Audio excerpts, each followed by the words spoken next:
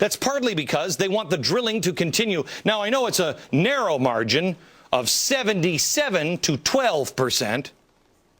Even 60% of Louisiana Obama supporters want the drilling to continue. 60%. The facts back up this sentiment.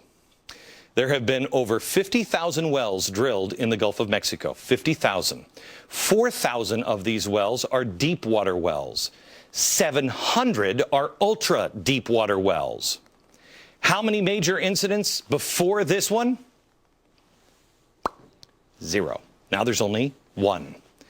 That is a success ratio of 99.998%. That's a pretty good record, don't you think? But we're going to go ahead and punish Louisiana and the rest of the Gulf. Louisiana has invested over $150 million for its fleet of vessels that are now being shut down for 6 months. When, in the history of this country, has an entire industry been shut down for 6 months? Why would you do that? Why would you do that now? It doesn't make any sense, Cloward and Piven. But this isn't the first time the administration has defied all logic and public will. Over 60% opposed health care. 63% support the Arizona immigration law that the president is now suing the state over. And now this. Why? That's right. Corruption. Corruption. Crime Inc. In Louisiana, there are now 33. Remember that number, 33 oil rigs. Okay? They're about to be put out of commission. Well, soon as we announced the oil rigs weren't going to be used for 6 months, boy, the phone calls started ringing at Labrador Marine. These are the people that contract all the oil rig vessels. Phones started ringing. Hello, we're open for business. Didn't take long. 48 hours later, guess who called? Petrobras. That's right. The George Soros heavily invested Brazilian state-run oil company. They want to lease the unused rigs that are currently sitting in the Gulf. Here is how Governor Jindal responded to the 6-month ban.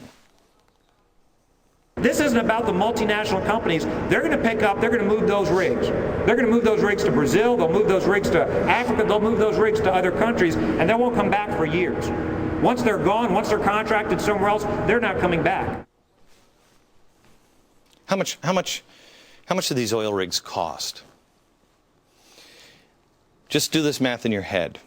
You've invested that money. That money is yours. You built that oil rig. You going to let it sit there? You going to make the payment on that oil rig when somebody else somewhere else in the world will pay you now? It costs $10 million to move each rig. It's a little unlikely that they're going to find their way back if they're leased, because they don't just go for a couple of weeks. They're there and then they're going to pump all the oil out. The jobs will never come back. I guess the president gets us to stop drilling everywhere in America without actually passing that law. Don't you see what they're doing? The same company that the administration was willing to loan $2 billion to. We have promised them $2 billion. Is an oil company with vast resources, $15 billion a year in profit. They're going to make off with our rigs now, too. And they're planning to invest 95% of that $224 billion. They plan to spend that on exploration, and that money's all going to Brazil. So what's in it for us, Mr. President? Nothing. Nothing is in it for us. But there is something in it for the players of Crime Inc. At one time, George Soros had $900 million invested in this company. Now, before you dismiss the connection, look how much influence the Soros Center for American Progress has on this administration. Soros, he wanted to use wind and solar. Obama says, you got it. He uses Center for American Progress to spin against the damaging facts coming out of Spain. Soros says, smart grid. I'm a spooky old man. Give me a smart grid. Obama, through GE, says, you got it. And California passes a bill that requires the Public Utilities Commission to develop the plan for the smart grid use. Soros suggests that the president should have nationalized the banks. Well, guess what? In the House bill, regulators would have the power to stop banks on a case-by-case basis from risky activities.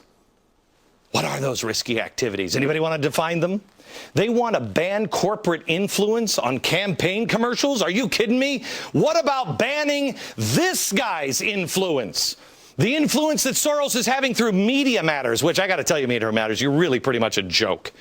But their smear campaigns, how many stories were released on me last night after this story? I think Media Matters maybe did 8, 9, 10. I lost count. How many? How many are you guys doing? How about the Center for American Progress, the influence of this man on this man with your money through the Center for American Progress? How about tithes? How about indoctrination? Forget God, it's in George Soros we trust. Oh, he's going to get his. He is going to get his. I don't mean he's going to get his like, he may be getting his from God, but he's going to get his money. He's invested in this president. He signed all this up. This isn't about saving the planet. They tell us global warming now is a moral issue. Nancy Pelosi, don't make me puke. How can you justify drilling in Brazil? The same people who claim to be the Earth's saviors are raping the Earth. Show me Nancy Pelosi again, please. I believe, as I do, that it is also that this is God's beautiful creation. We have a moral responsibility to preserve it. Right. Spare me the lecture on my SUV and filling up the tires, the tires and putting air in my tires. I'm sick of the Al Gores of the world telling me to drive a crappy smart car, which doesn't look all that smart or safe to drive. I'm sick of them telling me to inflate my tires before every time I drive. Who's going to do that? And all the while, they've got multiple mansions and fleets of SUVs. Stop telling me what to do and who to be like. Hillary Clinton just said recently we need to be like Brazil.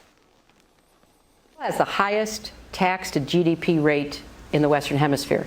And guess what? It's growing like crazy. It's growing like crazy. The rich are getting richer, but they're pulling people out of poverty. Are they now? There is a certain formula there that used to work for us until we abandoned it.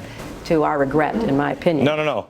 She's got one thing right. There is a certain formula in Brazil. Here's a news flash, Hillary. We don't want to be like Brazil. Why the hell would anyone like to be in Brazil? Yeah, I know. They've got the beaches. They have the bikinis. They are the inventor of the thong. They have that cool giant statue of Jesus. But other than that, what's it like to live in Brazil? 1 in 4 live below the poverty line in Brazil. 1 in 4. And believe me, their poverty line ain't like your poverty line. Our poverty line is, I don't have any air conditioning or HD. I need a DVR.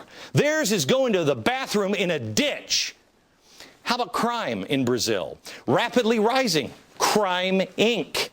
The murder rates are 4 times that of the United States. A human rights expert from your beloved UN writes, quote, many Brazilians, especially inhabitants of shanty towns, which I'd remind you we don't have, continue to be subject to murder and other forms of brutal violence by various gangs, militias, death squads, and the police.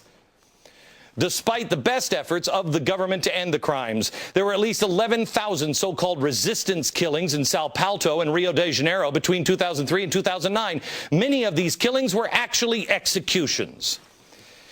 I talked to a friend of mine who has a business down in Brazil. I just talked to him just this weekend, and he was talking about, I got to get a bulletproof car. I got to have more security people down there. Why? Because the cars he drives by and went around the corner the other day riddled with bullet holes. Here's what happens on a regular basis in the cities of Brazil's. Yeah, and you look for it because we're becoming a Latin American country. Oh yeah, this administration will bring us here. They'd be more than happy to. Hillary, when can we be like Brazil? It looks great, especially this time of year. And that's where we're investing our money, while people here on our shores, we're spending $2 billion to send it down to Brazil, while the people at the Gulf are suffering. That's bad enough. But the drill ban, that is the final nail in the coffin. By the way, you ain't saving a rainforest. You're not saving the earth with this ban. All you're doing is making the rich progressive richer. Read about it, Democracy in America. It's a book by de Tocqueville. The first half is, wow, this is an amazing country, written in the 1800s, an amazing country. The second half is, here's how it's going to be screwed up. Conclusion, the rich and powerful will find a way to kick the door of freedom behind them so no one else can have the kind of power that they can. De Tocqueville.